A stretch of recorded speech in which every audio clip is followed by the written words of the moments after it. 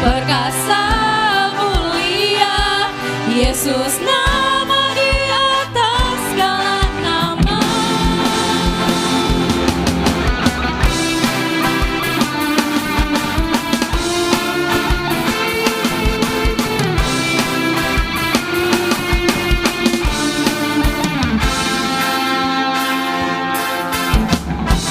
Tuhanku maha besar, Tuhanku maha kuasa, Raja segala raja.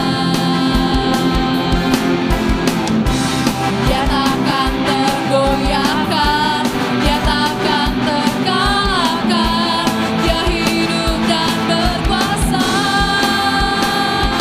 Serukan namanya, Yesus Tuhan Raja, segala kuasa tunduk dalam namanya. Dia luar biasa, perkasa mulia, Yesus nama di atas segala nama. Serukan namanya, Yesus Tuhan Raja, segala kuasa tunduk dalam namanya.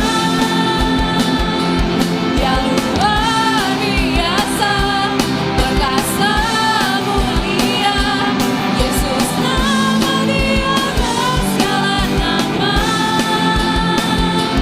Yesus nama di atas segala nama.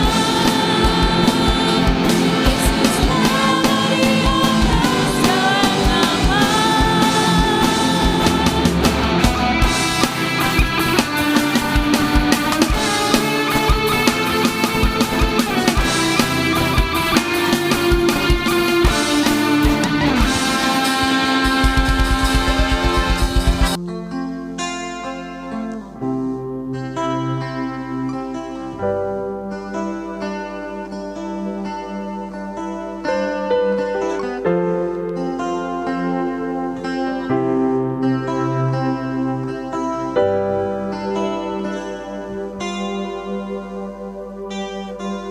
Kau hiasi kehidupanku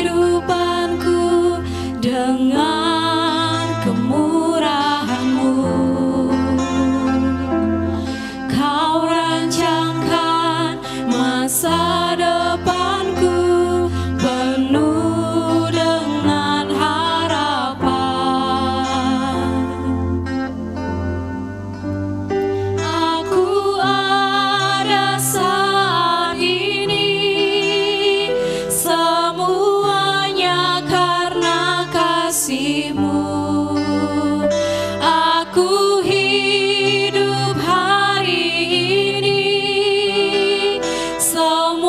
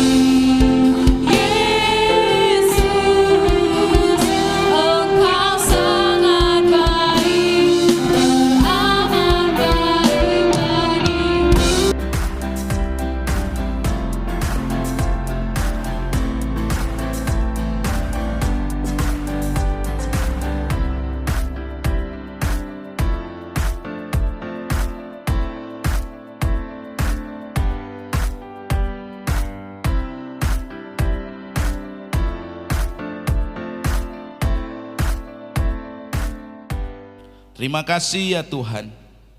Kami bersyukur untuk hari yang Kau berikan bagi kami. Sebentar kami akan mendengarkan sabda firman-Mu ya Tuhan. Kau berkati hamba-Mu ya Tuhan. Kau berkati setiap jemaat yang mendengar ya Tuhan. Dan biarlah firman Tuhan yang disampaikan menjadi satu kebenaran yang membangkitkan, yang memberikan semangat, yang memberikan keteguhan, kekuatan bagi iman percaya kami untuk terus senantiasa berharap kepada Tuhan. Sebab pengharapan di dalam Engkau ya Tuhan adalah pengharapan yang hidup, pengharapan yang tidak pernah mengecewakan. Terima kasih Tuhan, terima kasih. Kami serahkan waktu yang ada di dalam tangan pengasihan-Mu. Di dalam nama Yesus kami mengucap syukur dan berdoa. Haleluya. Amin. Bapak Ibu, kita masih melanjutkan apa yang menjadi tema kita di sepanjang bulan ini, yaitu A Living Hope atau harapan yang hidup. Nah, supaya kita memiliki pengharapan yang hidup, harapan yang hidup tadi, di minggu yang kedua kita belajar untuk bersikaplah penuh komitmen atau be committed. Nah, Bapak Ibu saudara-saudari, hari-hari ini kita hidup dalam keadaan seperti orang yang sedang berjalan menuju ke terra incognita atau wilayah yang belum dikenal. Nah, sama seperti pionir atau pelopor di masa lampau yang menjelajah samudra untuk masuk kepada wilayah-wilayah yang belum diketahui, demikian jugalah seperti kita di dalam menyongsong masa depan.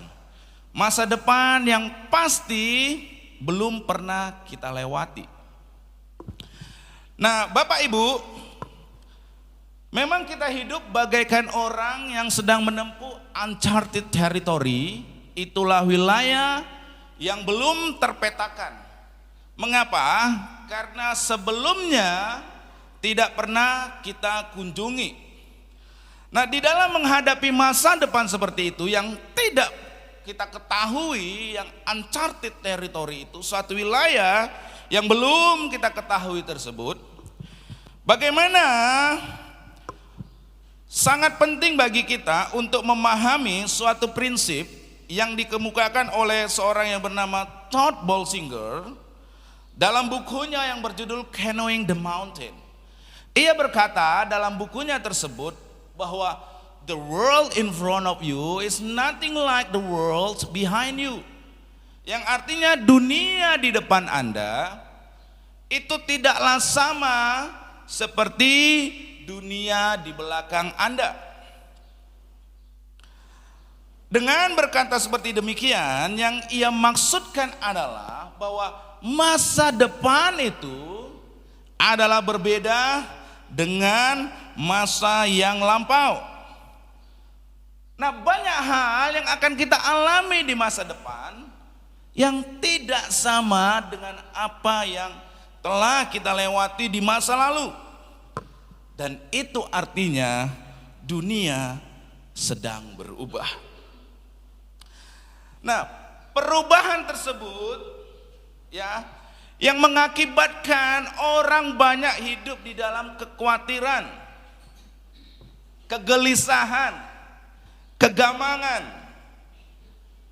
Nah, apalagi baru-baru ini ya, kalau kita membaca media, mendengar juga dari Menteri Keuangan, bahkan dari Bank Dunia itu menyatakan bahwa tahun 2023 akan terjadi resesi global. Resesi global yang mengakibatkan orang menjadi takut. Kenapa? Katanya akan terjadi inflasi yang tinggi. Bahan-bahan itu akan mahal. Sebagai akibat dari krisis pangan dan energi yang terjadi karena perang Rusia Ukraina. Ada lockdown di Cina karena Covid. Sehingga membuat orang khawatir. Nah, ini terbukti kekhawatirannya saudara. Di gereja-gereja besar persembahan itu kurang banyak, saudara. Kenapa? Karena para pengusahanya ketakutan. Ketakutan sebab apa? 2023 akan terjadi resesi global. Menteri Keuangan Sri Mulyani berulang kali menyatakan, Pak Jokowi bahkan mengatakan 2023 gelap katanya. Sehingga membuat orang takut. Pengusaha-pengusaha yang biasa ngasih perpuluhan mulai dikurangi. Yang biasa ngasih persembahan besar mulai dikurangi. Kenapa? Jaga-jaga.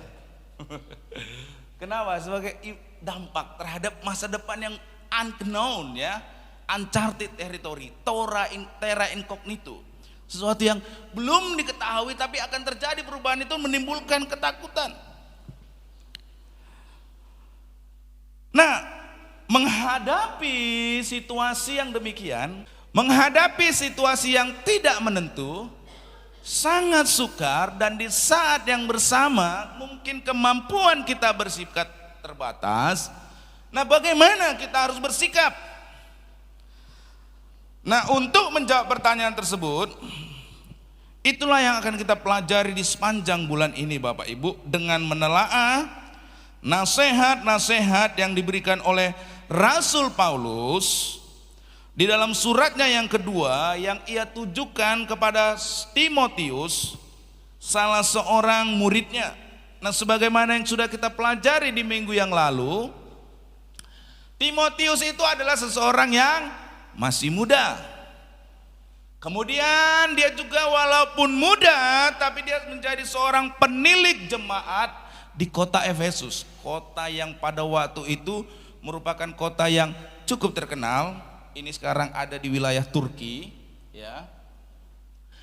Nah, di dalam 1 Timotius 5 ayat 23 dicatat bahwa yang bersangkutan sering berada di dalam keadaan yang lemah dan pencernaannya terganggu. Artinya secara fisik orang tersebut dalam keadaan yang lemah. Nah, bukan itu saja, seperti yang ditulis dalam 1 Korintus 16 ayat 10 sampai 11 dan 1 Timotius 4 ayat 12. Timotius itu bukanlah seorang yang bertemperamen pemberani, atau dalam istilah di masa yang sekarang, yang bersangkutan adalah seorang yang timid, seorang yang berkepribadian introvert, yaitu cenderung pendiam dan tidak berani mengungkapkan perasaannya secara terbuka. Nah, dengan kata lain, surat 2 Timotius ini ditulis oleh Rasul Paulus ketika ia menghadapi masa yang sangat sukar, dan ia tujukan kepada muridnya yang masih muda, bertubuh lemah, bertemperamen introvert, peragu, dan juga yang harus menghadapi tugas yang tidak mudah, yaitu apa? Memimpin jemaat di kota Efesus. Bahkan di dalam 2 Timotius 2 ayat 3 Paulus mengingatkan Timotius, diingatkan ini, bahwasanya di dalam pelayanan yang ia emban, Timotius akan menghadapi berbagai macam penderitaan. Nah, Bapak Ibu saudara-saudari, dengan latar belakang seperti inilah, latar belakang dari Timotius inilah, Rasul Paulus menulis suratnya kepada Timotius. Saya pikir surat-surat yang juga sangat relevan, nasihat-nasihat yang juga sangat relevan, sangat cocok, mengingat keadaan-keadaan yang mungkin nanti akan kita hadapi di depan. Bagaimana mungkin keadaan kita terbatas, sementara kesukaran, masalah, problem yang kita hadapi melampaui kekuatan kita. Nasihat-nasihat Rasul Paulus kepada 2 Timotius ini sangatlah sesuai untuk kebutuhan kita. Nah, Bapak Ibu saudara-saudari, di dalam ayat-ayat tersebut Rasul Paulus menasihatkan tentang 4 sikap yang harus ada dalam diri Timotius dalam menghadapi masa depan yang sukar tersebut. 4 sikap yang memungkinkan Timotius untuk bisa tetap memiliki pengharapan di dalam Kristus Yesus Tuhan. Dari keempat sikap yang dinasihatkan oleh Rasul Paulus dalam 2 Timotius 2 ayat 1 sampai 7. Yang pertama nasihatnya adalah bersikaplah teguh, be strong, yang telah kita pelajari di minggu yang lalu, minggu yang pertama. Lalu nasihat yang kedua adalah bersikaplah penuh komitmen atau be committed. Nah yang ketiga itu yang akan kita pelajari di minggu yang ketiga, yaitu bersikap penuh disiplin. Dan yang keempat adalah bersikap rajin atau be diligent, ya. Nanti itu minggu ketiga dan minggu yang keempat. Nah untuk minggu yang kedua ini, bagaimana sikap be committed ini? Bersikaplah penuh komitmen. Untuk itu saya mengajak kita membaca 2 Timotius 2 ayatnya yang ketiga sampai dengan ayatnya yang keempat. 2 Timotius 2 ayat yang ketiga sampai ayat yang keempat, firman Tuhan dikatakan, ikutlah menderita sebagai seorang prajurit yang baik dari Kristus Yesus. Seorang prajurit yang sedang berjuang tidak memusingkan dirinya dengan soal-soal penghidupannya, supaya dengan demikian ia berkenan kepada komandannya. Nah di dalam kedua ayat ini Rasul Paulus menjelaskan kepada Timotius bahwasanya di dalam melaksanakan tanggung jawab yang harus ia emban dan di dalam menghadapi masa depan yang tidak mudah, maka yang perlu ada dalam diri Timotius adalah sikap penuh komitmen. Katakan kanan kiri, sikap penuh komitmen. Nah untuk itu Rasul Paulus menggambarkannya seperti sikap dari seorang prajurit yang baik. Tentu komitmen bukanlah satu-satunya sikap yang harus ada pada diri seorang prajurit. Seorang prajurit juga haruslah punya sikap bertanggung jawab, disiplin, tabah, dan juga berbagai sikap luhur lainnya. Namun kalau kita membaca 2 Timotius 2 ayat 3 sampai 4, di situ nampak sekali bahwa Rasul Paulus mengemukakan pentingnya sikap komitmen dalam diri Timotius. Sikap komitmen yang ada juga pada diri seorang prajurit yang baik. Nah, mengapa dalam menghadapi masa depan yang tidak mudah diperlukan sikap yang penuh dengan komitmen? Nah, apakah wujud dari sikap tersebut? Dengan memperhatikan kedua ayat yang sudah kita baca tadi, kita dapat melihat ada 3 wujud dari sikap hidup berkomitmen. Nah, wujud dari sikap penuh komitmen yang pertama adalah bersedia menghadapi kenyataan hidup. Katakan bersama dengan saya, bersedia menghadapi kenyataan hidup. Ini sangat penting Bapak Ibu, sikap ini. Bahkan sikap inilah yang sangat mendasar, yang juga sangat mempengaruhi kedua sikap berikutnya. Apa yang dimaksudkan bersedia menghadapi kenyataan hidup? Di dalam hal ini yang saya maksudkan adalah bersedia menghadapi kenyataan bahwasanya hidup ini adalah tidak mudah. Katakan bersama dengan saya, hidup ini tidak mudah. Inilah kenyataannya Bapak Ibu. Sikap penuh komitmen adalah sikap bersedia menghadapi kenyataan. Apa itu kenyataan? Bahwa hidup ini adalah tidak mudah. Tentang hal tersebut diutarakan secara lugas oleh M. Scott Peck dalam bukunya yang berjudul The Road Less Traveled, jalan-jalan yang jarang dilalui. Dia berkata dalam buku tersebut, life is difficult. Hidup ini sulit. Hidup ini tidaklah mudah. Di bukunya tersebut, di kemudian ia menuliskan seperti berikut.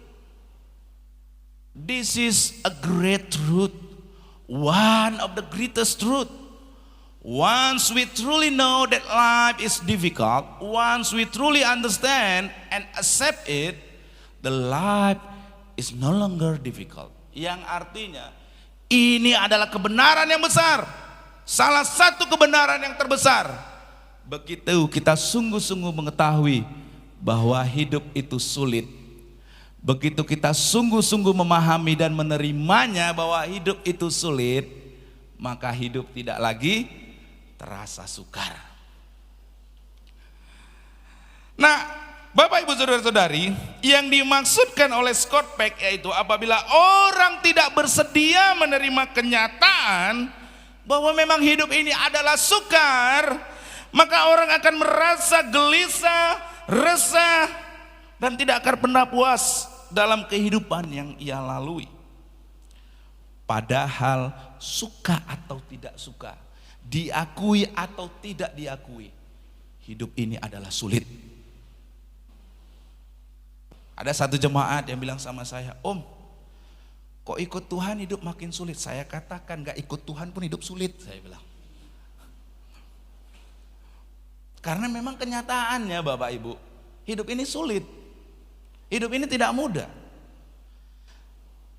Seringkali orang berpikir bahwa kalau ikut Tuhan, hidupnya jalan tol, lurus, mulus, tanpa gangguan. Itu tidak sesuai dengan kenyataan Bapak Ibu. Kalau ada pengajar-pengajar yang bilang hidup tuh ikut Tuhan, hidupmu itu pasti mulus terus, dipastikan itu pengajar yang sesat. Kenapa? Karena tidak sesuai dengan realita keadaan nyata. Sekalipun Anda ikut Tuhan, hidup ini sulit. Kok yakin benar Pak? Lah baca kesaksian Alkitab. Apakah Musa tidak mengalami kesulitan? Apakah Yusuf tidak mengalami kesulitan? Halo? Apakah para rasul tidak mengalami kesukaran? Apakah mereka memberitakan Injil dengan tenang-tenang saja semua orang bertobat? Tidak. Kalau kita menyadari bahwa hidup ini sulit, hidup ini sukar, kalau kita bisa menerimanya, seperti yang dikatakan Scott Peck ini ya, maka hidup tidak akan lagi terasa sukar. Makanya saya suka yel kita. Ada masalah, sudah biasa. Memang karena hidup itu pasti ada masalah. Amin. Hidup itu pasti ada masalah. Sebagai contoh, saya sering bilang begini. Anda udah bangun pagi-pagi dari rumah, saya pasti hari ini tidak akan terlambat. Oh ya, Anda buktikan memang jam 5 pagi Anda udah bangun. Ya kan? Nggak terlambat, katakanlah untuk kerja atau anak-anak muda untuk ke sekolah, saya tidak akan terlambat. Jam 5 pagi Anda sudah bangun, sudah memasak. Karena waktu masih ada, nonton TV dulu atau main handphone dulu. Lalu waktunya udah ada sekitar setengah jam lagi. Kalau saya datang ke sana pasti tidak akan terlambat sekarang. Saudara pergi mengendarai sepeda motor. Kalau ngelihat jamnya harusnya tidak ada masalah kan? Karena mungkin jarak tempuhnya ke kerjaannya paling 15 menit atau 10 menit. Apa yang terjadi? Di tengah jalan ketika saudara mengendarai sepeda motor, nggak taunya ban sepeda motor Anda bocor karena terkena paku. Pertanyaan saya, adakah Anda menginginkan masalah tersebut? Adakah Anda menginginkan masalah tersebut? Tapi datang masalahnya saudara. Itulah yang saya sebutkan bahwa di dalam hidup ini masalah itu pasti datang dalam hidup Anda. Suka atau tidak suka, diakui tidak diakui, pasti akan datang. Makanya ada masalah, jawabannya udah biasa, memang harus sudah biasa saudara. Karena hidup ini memang sulit, ada saja kesukaran, ada saja tantangan dalam hidup kita.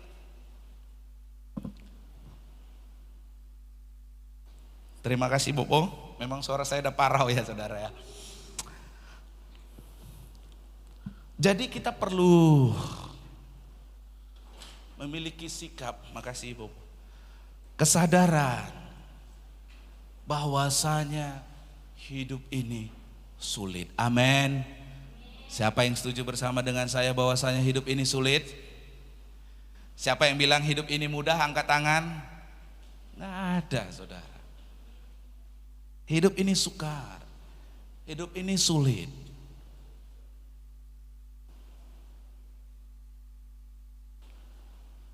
Kesediaan untuk menghadapi kenyataan hidup tersebut akan membuat orang keluar dari dunia impian atau utopia.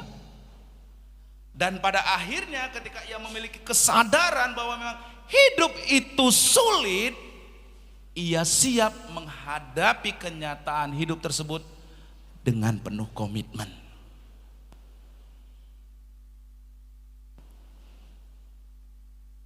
Kalau kita berpikir bahwa ikut Tuhan tidak akan mengalami masalah apapun, itu utopia. Itu dunia impian, saudara. Ada amin? Itu utopia. Itu tidak sesuai dengan kenyataan realita.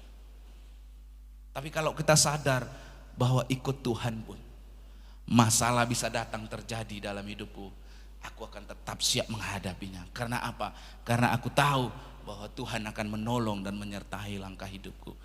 Makanya saya suka itu lagu yang berkata begini, Tuhan tak pernah janji langit selalu biru, tetapi Dia berjanji. Itu dia, saudara. Jadi Tuhan tidak pernah berjanji kalau kamu nanti ikut aku tidak akan pernah mengalami masalah, tidak akan pernah mengalami kesukaran, tidak akan pernah mengalami kesulitan. Kapan bertumbuhnya iman kita, saudara? Kalau nggak diuji lewat kesukaran, betul? Kalau nggak diuji lewat tantangan masalah, betul? Ya. Bersedia menghadapi kenyataan ini akan membuat kita keluar dari dunia impian tersebut dan akan membuat kita siap menghadapi kenyataan hidup dengan penuh komitmen. Nah, prinsip ini pula lah yang dibukakan oleh Rasul Paulus kepada Timotius di ayat ketiga tadi dengan berkata, ikutlah menderita. Ya kan? Dikatakan apa? Ikutlah menderita sebagai seorang prajurit yang baik dari Kristus Yesus. Perhatikan kalimat ini, saudara. Ayat yang baru kita baca, ikutlah menderita sebagai seorang prajurit yang baik dari Kristus Yesus. Nah, dengan menulis seperti demikian, Rasul Paulus tanpa berputar-putar, secara tegas dan lugas, ia berkata bahwa bila orang bersedia untuk hidup sebagai seorang pengikut Kristus yang sejati, maka yang bersangkutan haruslah bersedia hidup sebagai seorang prajurit yang ikut, yang bersedia menderita.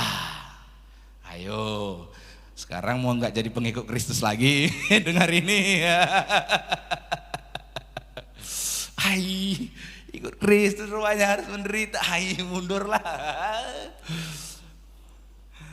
Saudara, ini kebenarannya, saudara. Sebagai seorang pengikut Kristus yang sejati, kita dianggap sebagai seorang prajurit yang bersedia untuk ikut menderita. Artinya yang bersangkutan harus bersedia menerima kenyataan hidup ini, termasuk hidup sebagai seorang pengikut Kristus adalah tidak bebas dari kesukaran. Itu maksudnya, saudara. Ada amin? Mau mundur jadi pengikut Kristus? Atau mau lanjut? Kalau saudara mau lanjut tetap ikut Kristus, saudara harus ingat prinsip ini, saudara. Bahwa sebagai seorang pengikut Kristus, seperti seorang prajurit yang harus siap menderita. Amin.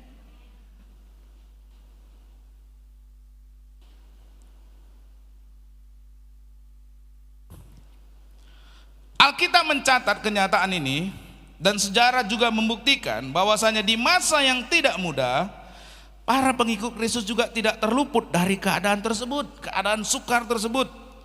Nah, sebagai contoh, ketika bahaya kelaparan melanda wilayah Romawi pada zaman Kaisar Claudius, yaitu sebagaimana yang ditulis di dalam Kisah Para Rasul 27 ayat 30, nanti saudara baca di rumah di sana. Di sana juga para pengikut Kristus juga mengalami kelaparan, mengalami kesukaran. Nah itu sebabnya para pengikut Kristus di Yudea, makanya pengikut Kristus di tempat yang lain, di Antioquia ya, mereka itu mengumpulkan makanan, mengumpulkan sumbangan, dan mereka mengirimkan kepada orang-orang Kristen yang mengalami kelaparan tersebut di wilayah Yudea, Bapak Ibu.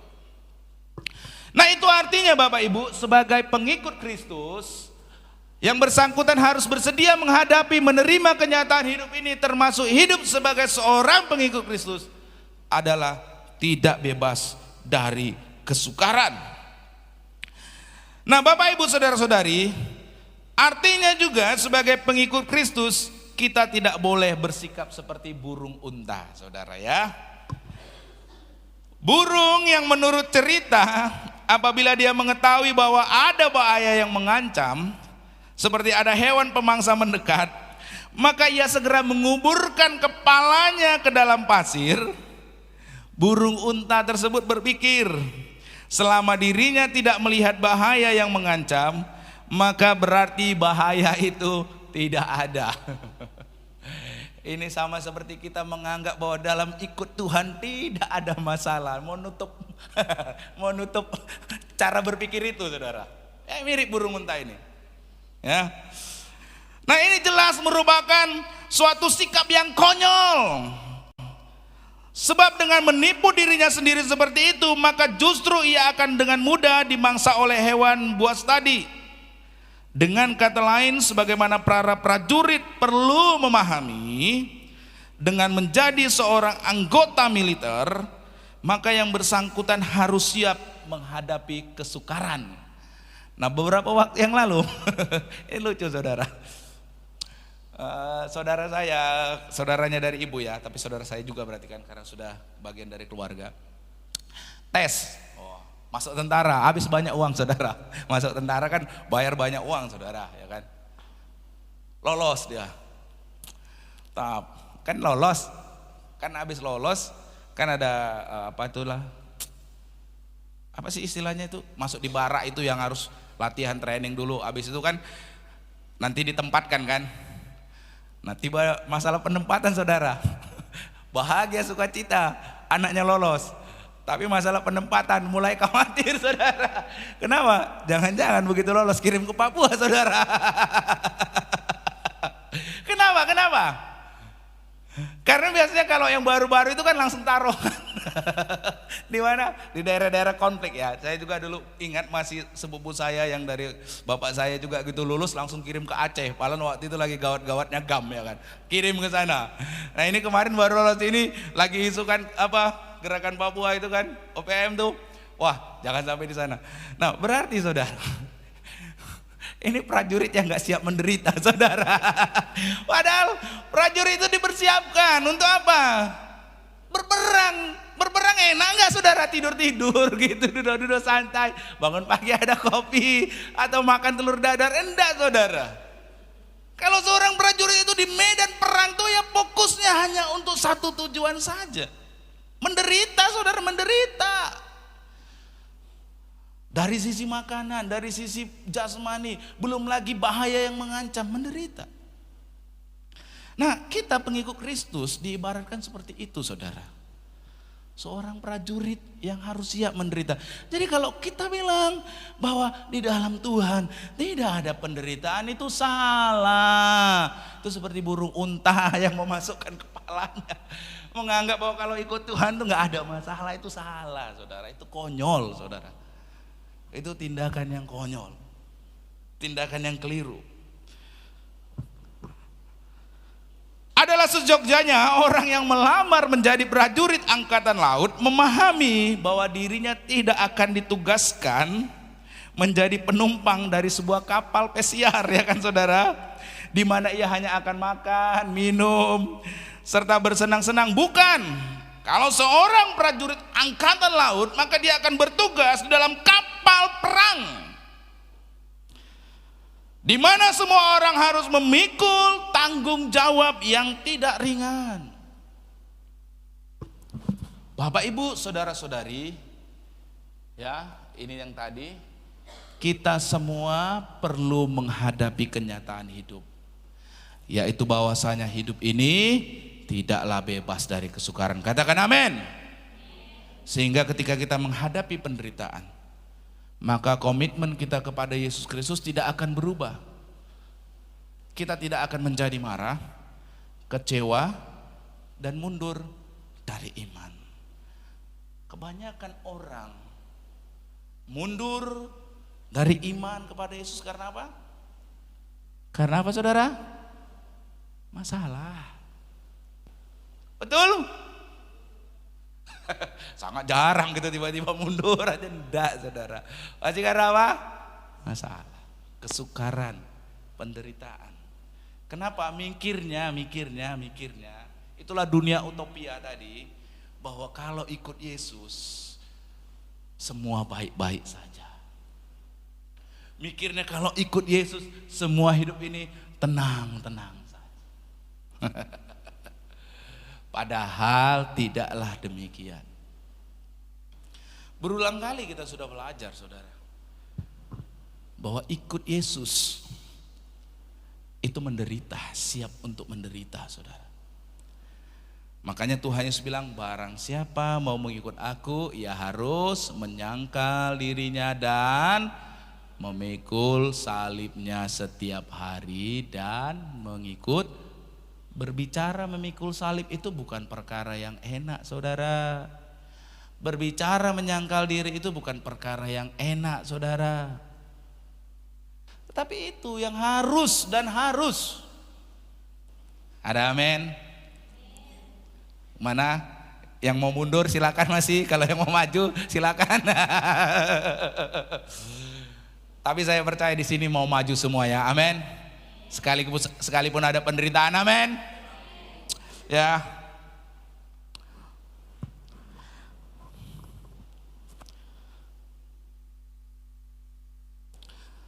Kita tidak akan mundur, saudara. Sehingga seperti yang dikatakan oleh Scott Peck, kalau kita dapat sungguh-sungguh memahami dan menerima kenyataan bahwasanya hidup ini tidaklah terlepas dari kesukaran, tidaklah terlepas dari kesulitan dan masalah, maka hidup ini tidak akan lagi terasa sukar. Maka yel-yel kita tadi benar-benar menjadi satu rema kehidupan yang kuat. Ada masalah? Sudah biasa. Semangat? Pasti bisa. Amin. Kita ulangi dulu. Ada masalah? Sudah biasa. Ada masalah? Sudah biasa. Semangat? Yes. Ada masalah itu sudah biasa. Kita akan tetap bisa lewati karena kita menyadari, kita bersedia menghadapi kenyataan ini, bahwa hidup ini tidaklah terlepas dari kesukaran, tidaklah terlepas dari masalah.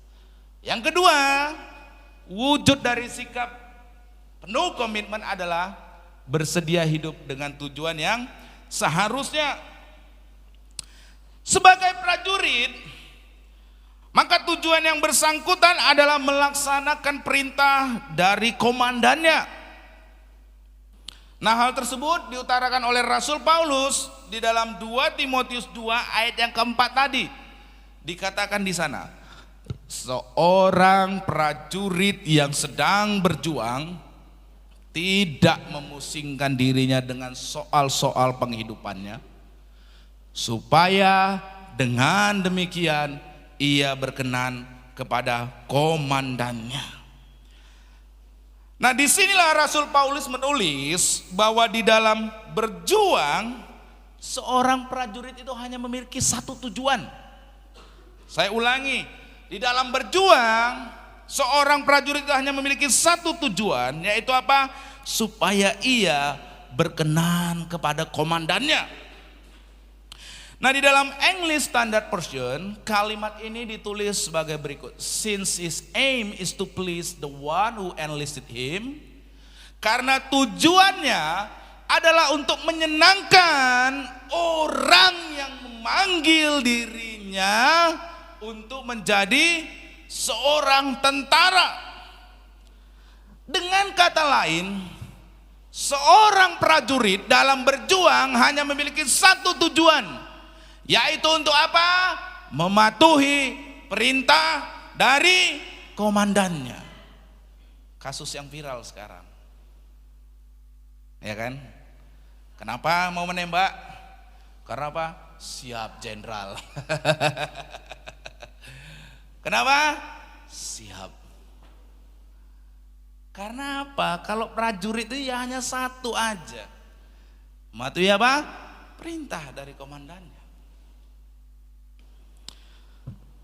Nah, itulah pribadi dari seorang tentara.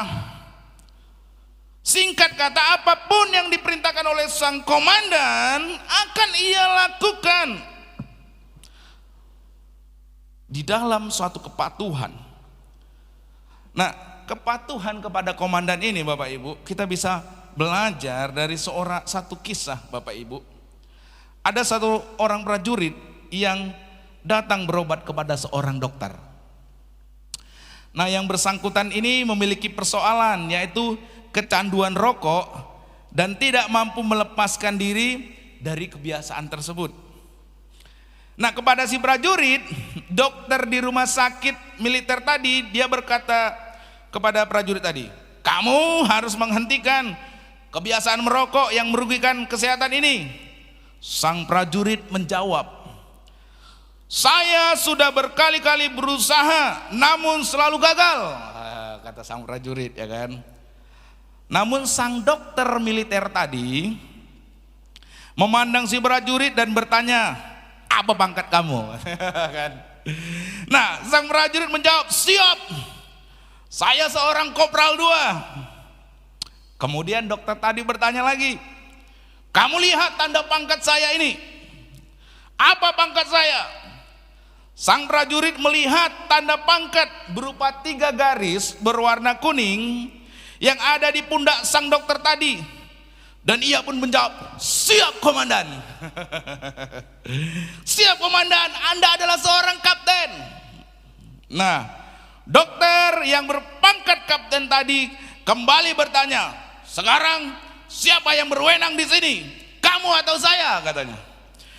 Prajurit tadi dengan sikap sempurna menjawab, siap, kapten lah yang berwenang di sini, katanya. Kemudian sang dokter dengan suara yang tegas berkata, baik, karena saya sebagai seorang kapten, maka pada hari ini saya memerintahkan kamu untuk berhenti merokok. Prajurit pun menjawab dengan sikap sempurna, siap, kapten, perintah dilaksanakan.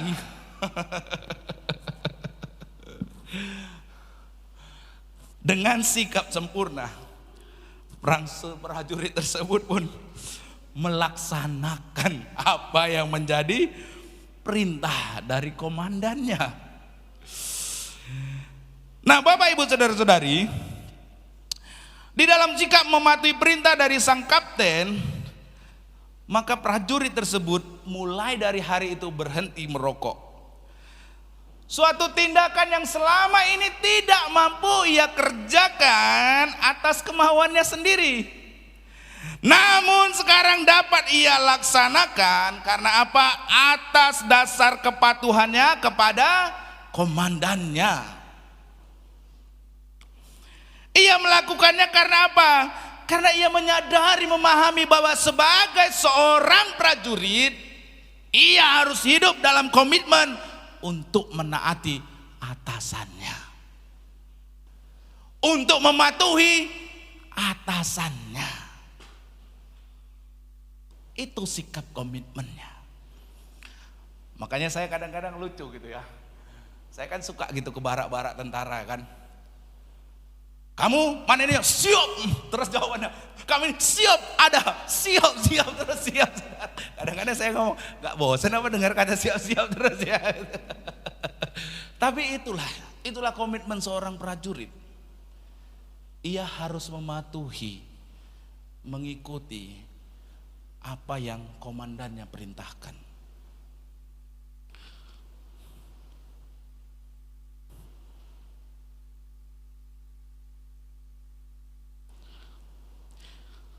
Ia melakukannya karena sebagai seorang prajurit yang memahami bahwa komitmen dirinya adalah agar ia berkenan kepada komandan atau atasannya, yaitu dengan apa? Mematuhi perintah dari sang komandan.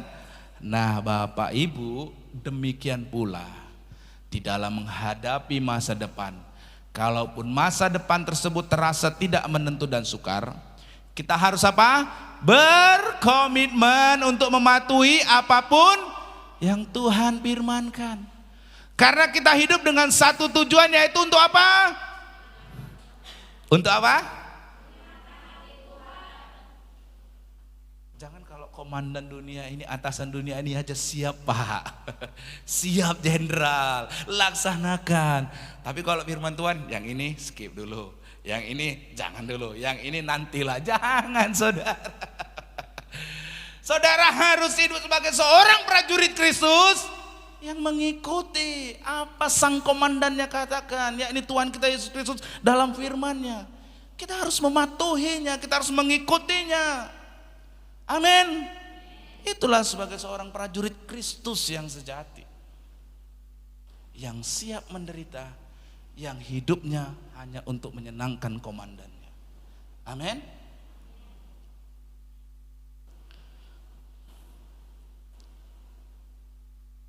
Kepatuhan kita kepada perintah atau firman-Nya, karena kita menyadari Bapak Ibu bahwa Tuhanlah yang berwenang atau memegang otoritas atas hidup kita. Sama seperti seorang kapten tadi yang memegang wewenang otoritas tadi, dia memerintahkan kepada si prajurit tersebut pun dan melakukannya. Demikian kita juga Bapak Ibu ya, kepatuhan kita kepada firman atau perintahnya, karena kita menyadari Tuhanlah yang berwenang dan memegang otoritas dalam hidup kita.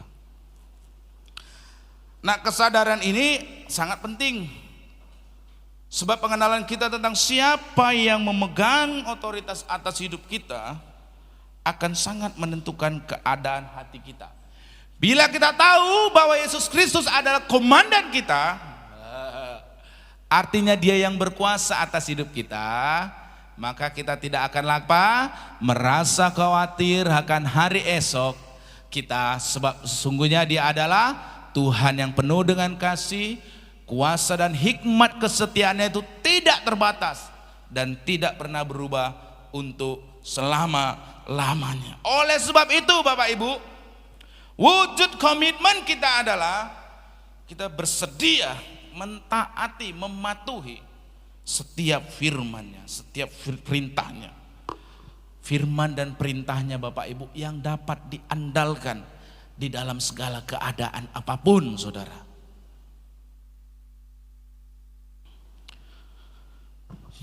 Nah, yang ketiga, wujud dari sikap penuh komitmen.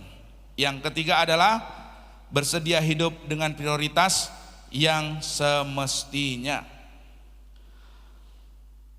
Seorang prajurit akan memprioritaskan kehendak atau perintah dari komandannya lebih daripada kehendaknya sendiri. Kalau yang kasus yang lagi rame, kalau kehendaknya sendiri kan nggak mau. Tapi karena bos bilang tembak, siap. Dar.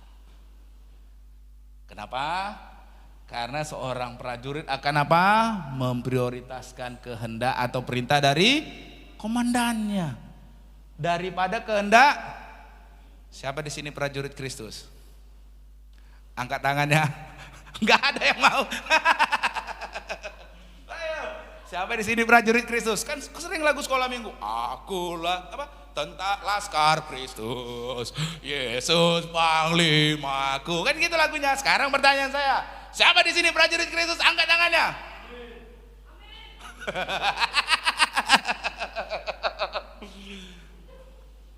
Jangan lagu aja saudara, sekolah minggu, prajurit Kristus, Larkas Kristus. Sekarang saya bertanya kepada sini, yang mana yang Anda prioritaskan? Kehendak Anda atau kehendak komandan Anda? Kehendak yang di atas saudara? Sebagai pengikut Kristus, yang mana yang selama ini Anda ikuti? Adakah kehendak Tuhan ataukah kehendak diri Anda sendiri? Halo? Malu-malu saudara ya, nggak apa-apa saudara ya.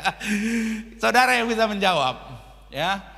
Tapi kita harus sadar kalau seorang prajurit, seorang laskar, seorang pengikut itu memprioritaskan kehendak komandannya, kehendak atasannya, ketimbang kehendaknya dirinya sendiri. Bagi yang bersangkutan, menyenangkan hati sang komandan lebih penting daripada keinginan dirinya sendiri. Nah, hal tersebut diutarakan oleh Rasul Paulus di ayat 4 yang telah kita baca tadi. Dikatakan seorang prajurit yang sedang berjuang tidak memusingkan dirinya dengan soal-soal penghidupannya, supaya dengan demikian ia berkenan kepada komandannya. Perhatikan di sini Bapak Ibu, Rasul Paulus berkata bahwa seorang prajurit yang sedang berjuang, dia tidak akan memusingkan dirinya dengan soal-soal penghidupannya. Ia tidak menyibukkan dirinya dengan hal-hal yang remeh-temeh dari kehidupannya. Artinya, seorang prajurit akan menjadikan tujuannya di dalam berjuang, yaitu sebagaimana yang diperintahkan oleh komandannya. Itu sebagai hal prioritas yang lebih penting daripada yang lain, Bapak Ibu, saudara-saudari.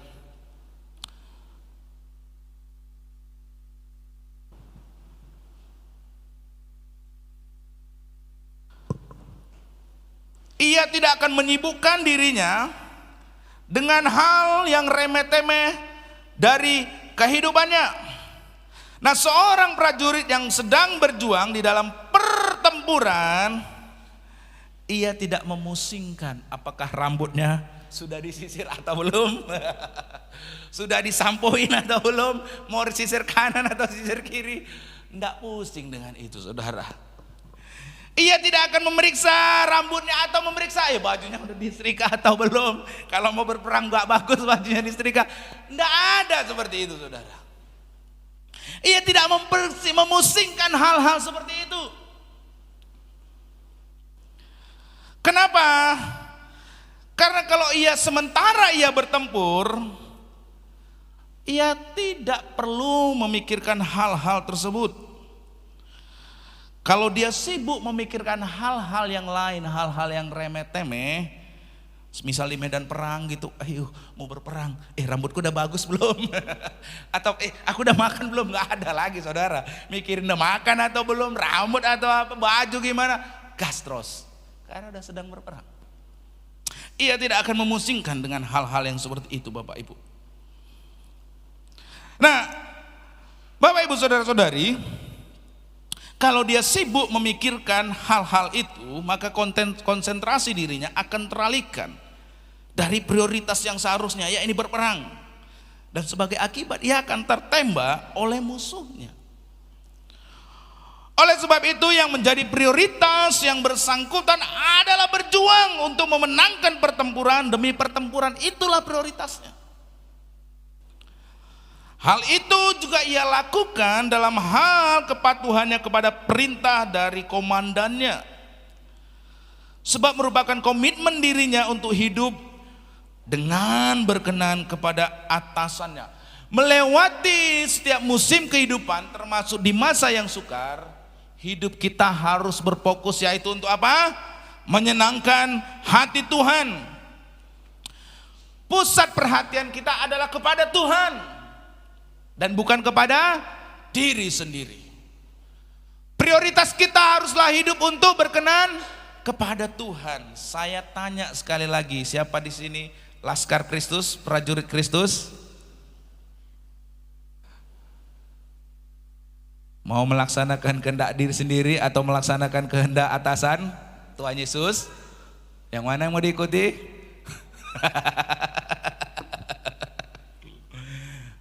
Sekali lagi, kalau seorang prajurit, maka yang ia prioritaskan, yang ia utamakan adalah kehendak atasannya, bukan kehendak dirinya sendiri. Amin. Supaya apa? Prajurit terus berkenan, prajurit tersebut berkenan kepada komandannya. Nah, Bapak Ibu, saudara-saudari, prioritas kita haruslah hidup untuk berkenan kepada Tuhan. Sikap ini kita ambil karena kasih dan iman kita kepada Yesus Kristus. Itulah sikap yang disebut oleh Rasul Paulus sebagai sikap seorang prajurit. Prajurit harus siap menderita, prajurit harus hidup dengan tujuan yang seharusnya, prajurit harus hidup dengan prioritas yang seharusnya. Kalau ada, kemarin saya nonton film sama Bu Istinop ya kan, lucu nih, bilang, Bu Istinop bilang gini, Pi katanya, itulah ya enak polisi katanya. Polisi mah enak aja kan, hidupnya di kota, nangkapinya masyarakat. Sementara kalau tentara ini ngadapinnya teroris, perang-perangan, meninggal katanya. Saya jadi teringat, itulah prajurit saudara. Siap untuk menderita. Amin. Prajurit harus siap. Dalam film itu dia harus bersiap menderita, menghadapi pertempuran-pertempuran. Jadi kalau kita kembali lagi renungkan, kalau kita seorang laskar Kristus, prajurit Kristus, tapi ada masalah, ada kesukaran, ada kesulitan sedikit, kita melempem, melempem, ya, maka perlu dipertanyakan, Anda prajurit Kristus atau prajurit yang mana, saudara? Kalau Anda seorang prajurit Kristus, Anda akan terus tetap bertempur, berperang, karena itu Anda sadari bahwa itulah realitanya. Itu adalah suatu kenyataan yang tidak dapat dipungkiri, tidak dapat dihindari oleh siapapun juga. Ada amin? Makanya ketika saya firman Tuhan ini, saya renungkan dengan kerinduan kita untuk gedung dan ruko ini. Saya pikir ya juga ya. Kalau tidak ada kesulitan, tantangan seperti ini, bagaimana saya dapat dikatakan beriman kepada Tuhan? Kalau semuanya jalan tol aja gitu, enak, mulus gitu. Waktu saya renung-renungkan ini, iya ya, masalah itu udah biasa, kesukaran-kesukaran itu juga ya sudah biasa. Inilah realitanya. Tapi harus diingat bahwa, saya sedikit lagi nih sebelum saya tutup. Saya beberapa waktu yang lalu sekolah misi, ikut sekolah misi itu, pengkhotbahnya bagus sekali, kasih satu ayat. Sempitlah jalan menuju kepada kehidupan, tetapi luaslah jalan kepada kebinasaan. Apa yang dimaksudkan? Kalau jalan yang sempit, apa yang Anda lakukan? Jalan sempit itu berbicara tentang kesukaran, penderitaan, penganiayaan. Tapi itulah jalan menuju kepada kehidupan. Tapi kalau jalan yang luas, kalau semuanya aja hidup ini enak, mulus, saudara, boro-boro saudara ingat Tuhan. Coba kemarin minggu lalu kita renungkan, siapa sih yang suka memperlakukan Tuhan seperti dongkrak? Kalau ada masalah, dicari, dikeluarkan, gitu. Selesai masalahnya ditaruh di mana dongkraknya? Sembunyikan. Bahkan tidak akan pernah lagi dicari kalau tidak mengalami masalah. Ini luar biasa ya saudara ya, Bapak Ibu, saudara-saudari. Tuhan kita itu ajaib Bapak Ibu. Dan apa yang Ia ajarkan tentang pada hari ini untuk kita bersikap penuh komitmen. Yang pertama, kita harus menyadari bahwa hidup ini tidaklah terlepas dari kesukaran. Hidup ini tidaklah terlepas dari penderitaan.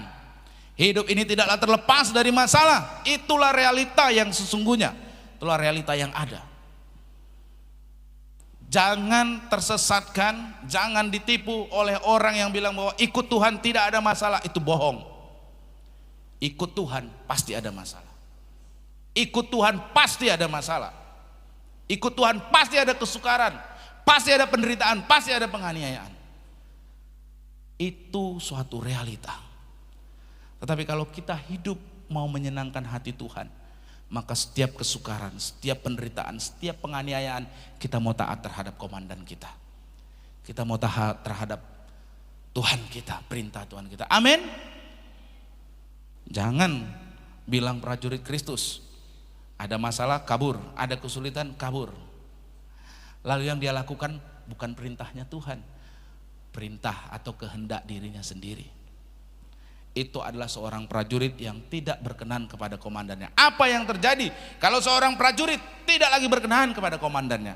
Maka prajurit tersebut akan diberhentikan, akan dimutasikan, akan diasingkan. Kenapa? Ini prajurit pembangkang ini. Kalau di dalam militer kan ada polisinya militer, ya kan? Kalau prajurit yang membangkang, apa yang dilakukan? Dipenjara, saudara. Saya punya saudara loh, polisi, nakal, dipenjara saudara 2 minggu. Jadi dengan saudara pikir aja, masyarakat yang biasa kalau nggak benar melakukan, nggak taat di penjara, polisi di penjara 2 minggu saudara. Masukkan sama self propose-nya itu. Kenapa? Karena dia tidak berkenan kepada komandannya. Apa yang komandannya perintahkan dia tidak berkenan melakukannya. Nah, pertanyaan saya, kalau kita yang sering gak berkenan sama Tuhan ini, cocoknya diapakan saudara? Andreas ketawa aja dia. Kalau kita yang ngaku laskar prajurit Kristus, kita tidak berkenan kepada komandan kita, kepada pemimpin kita, apa yang harus dilakukan dalam hidup kita? Apa yang lakukan? Saudara jawab sendiri ya, nggak usah saudara jawab dengan keras. Haleluya Bapak Ibu. Sebagai penutup, komitmen Bapak Ibu yang membuat kita bersedia hidup untuk menerima kenyataan bahwa hidup ini penuh dengan tantangan. Komitmen juga yang membuat kita bersedia untuk hidup dengan tujuan yang seharusnya, yaitu hidup untuk menyenangkan hati Tuhan. Itulah tujuan hidup seperti yang ada pada diri seorang prajurit, yaitu agar ia berkenan kepada komandannya. Dan di dalam itu semua kita harus bersedia hidup di dalam komitmen dengan prioritas yang semestinya. Sebaliknya daripada memikirkan, memusingkan tentang kehidupan kita, marilah kita fokus kepada Kristus. Kita melakukannya atas dasar kasih dan iman kita kepadanya. Percayakan hidupmu kepada pimpinan Tuhan. Percayakan hidupmu kepada tuntunan firman-Nya, agar hidup kita berkenan di hadapannya. Kalau seorang prajurit itu berkenan di hati dan pikiran komandannya, maka prajurit tersebut yang akan mendapatkan promosi, yang akan mendapatkan kenaikan pangkat. Mari kita semua, kalau kita mengaku sebagai seorang laskar Kristus, sebagai seorang pengikut Kristus, sebagai seorang prajurit Kristus, ingat 3 sikap komitmen ini, bahwa di dalam mengikut Yesus, hidup ini tidaklah terlepas dari penderitaan dan kesukaran. Bahwa di dalam mengikut Kristus kita harus hidup dengan tujuan yang semestinya. Dan bahwa ketika kita hidup mengikut Kristus, prioritaskan kehendak Tuhan jauh lebih daripada kehendak kita. Amin. Mari kita tundukkan kepala, kita bersatu di dalam doa.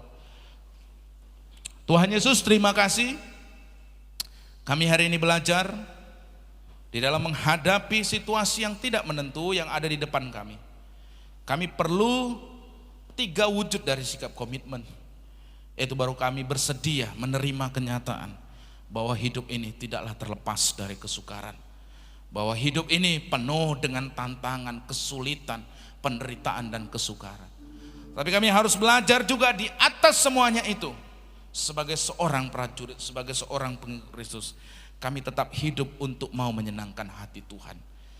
Hidup menyenangkan hati-Mu Tuhan dengan melakukan apa yang Engkau perintahkan dalam hidup kami Tuhan.